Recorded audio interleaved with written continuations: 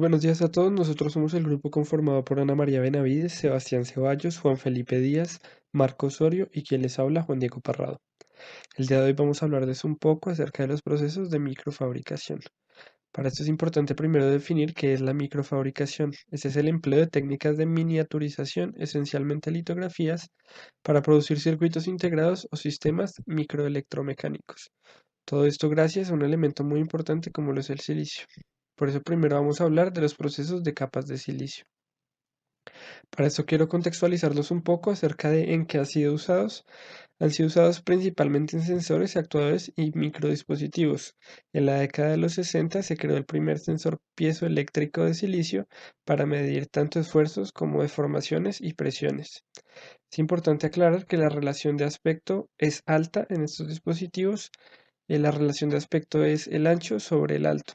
Y también hay que aclarar que se utilizan procesos similares a los usados en la fabricación de circuitos integrados.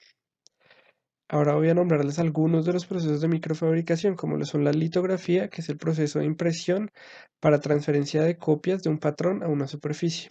También está la oxidación térmica, que es la oxidación de superficie de silicio para formar capas de dióxido de silicio. La deposición de vapor, que existe tanto química como física. El galvanizado y electroformado, que es un proceso electrolítico en el que se depositan iones de metal. La difusión térmica, que es la migración de átomos desde grandes concentraciones a bajas concentraciones.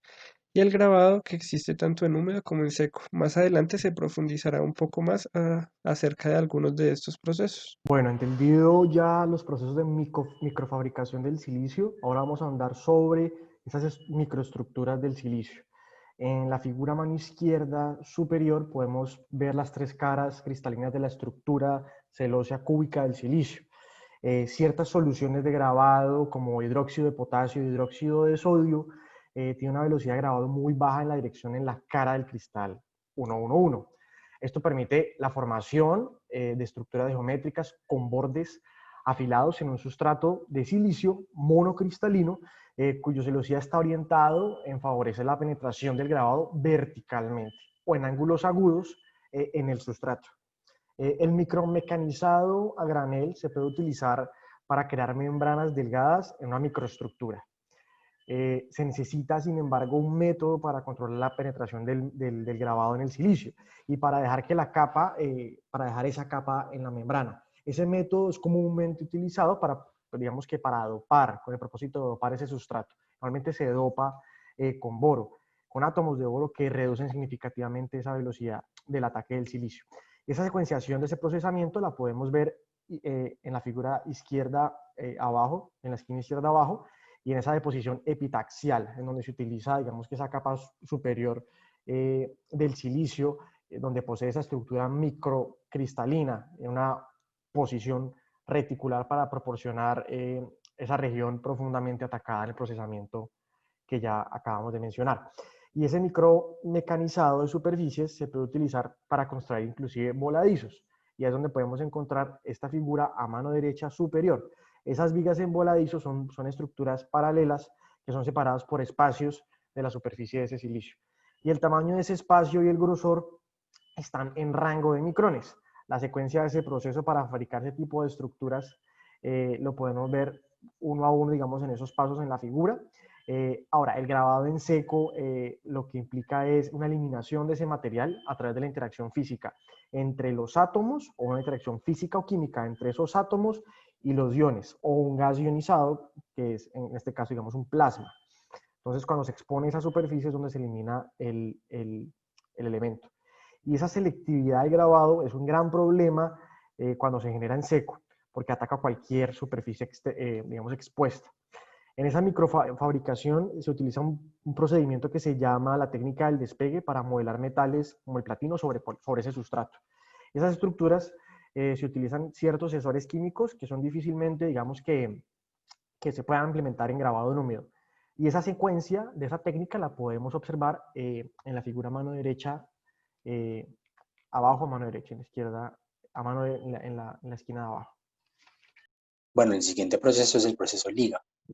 Su nombre se deriva de, valga la redundancia, de los procesos que componen el proceso, pero en alemán, que sí, Google no me mintió, son litografía, galvanoforming y Affum-Technique, que se refieren respectivamente a la litografía, al galvanizado electrolítico y a la producción de polímero de plástico. A la izquierda podemos ver una imagen de la litografía óptica, que es básicamente la que se usa, pero está con radiación UV cuando nosotros usamos rayos X en el LIGA, y el galvanizado electrolítico, que es básicamente cubrir con metal el producto, con una capa de metal. Este como tal es el proceso LIGA. Los pasos 1 y 2 corresponden a la parte de litografía, que básicamente hay un material, resist, hay positivo y negativo, pero casi siempre se usa el positivo, que es un material que apenas es irradiado por, en este caso, rayos X, como que las partes irradiadas se vuelven fáciles de disolver, de manera que son disueltas y queda la estructura en la que con el galvanizado electrolítico se cubre de metal y después lo que quedaba resist es también derretido, de manera que queda en el paso 4 lo que se ve, que es algo que puede ser un molde o una parte metálica. ¿Cómo así? O sea, si es un molde, ya se pasa a la parte de formación de plástico, sea por inyección, sea por lo que sea. Pero si es una parte metálica, se usa como patrón para hacer moldes plásticos, para hacer más partes metálicas. Para continuar con la presentación, vamos a exponer algunos procesos de microfabricación adicionales. Entre estos vamos a encontrar la litografía blanda. La litografía blanda, como podemos ver en las imágenes, consiste en un patrón maestro, el cual es hecho de un material polidimetilsiloxano, denominado PDMS, al cual se le agrega después un substrato o un material polimérico, elastomérico también, y este se agrega y con presión en el material queda grabado el patrón que deseábamos. Además, este proceso de litografía consiste de litografía por microimpresión y litografía por microcontacto. La litografía por microimpresión es tener un material de PDMS encima, luego una resina y luego un substrato. Lo que hacemos es que bajamos este material de PDMS, hacemos presión sobre la resina y en la resina ya nos queda el molde del patrón como lo queríamos. Entonces, hay una alteración en la capa protectora producida por la deformación mecánica y luego las regiones comprimidas se deben eliminar por grabado anisotrópico. Luego, la litografía por microcontacto consiste en que se tiene un molde en el cual vamos a tener un substrato en la superficie de este molde, lo vamos a voltear y va a quedar impreso, o bueno, por microcontacto va a quedar ya puesto sobre la superficie deseada. Esto permite fabricar capas muy delgadas sobre el sustrato. También tenemos alguna clasificación de métodos de microfabricación que se componen en métodos tradicionales y no tradicionales. Acá están algunos ejemplos. Entonces, para exponer los no tradicionales, vamos a empezar con el mecanizado fotoquímico, el cual es limitado a materiales con espesor de 0.05 a 0.08 pulgadas. Son usualmente usados materiales como metales de aluminio, latón, cobre, magnesio, todos estos. El proceso inicia imprimiendo la forma de la pieza en una película fotográfica transparente. Las láminas del metal se cortan a medida, se limpian y se laminan en ambos lados con la fotocédula sensible a los rayos UV y la placa se expone a la luz ultravioleta que permite endurecer las áreas de resistencia a las secciones transparentes. Para ilustrar este proceso tenemos una imagen al costado. Otros procesos no tradicionales son el mecanizado por descarga eléctrica, el mecanizado por haz de electrones, el mecanizado con rayo láser, el mecanizado ultrasónico y el corte por descarga eléctrica de alambre o electroerosión por hilo. Ahora bien, un proceso tradicional de mecanizado es el mecanizado de ultra alta precisión, el cual brinda tamaños de corte y tolerancias muy pequeñas. Gracias a la tecnología, actualmente se han incluido herramientas de corte de diamante monocristalino y sistemas de control de posición que llegan a resoluciones tan finas como 0.01 micrómetros. Por medio de este proceso de mecanizado se fabrican discos duros de computador, tambores de fotocopiadoras y lentes de proyección para televisores de alta definición.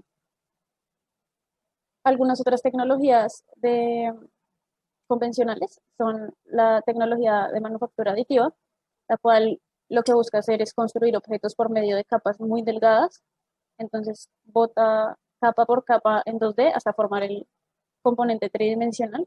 Estos métodos suelen basarse en modelos geométricos CAD, es decir, diseñados en computador. Y uno de los procesos más conocidos de las tecnologías de manufactura aditiva es la microestereolitografía. Otro de los procesos tradicionales es la fotofabricación, pero entonces vamos a ver un video al respecto.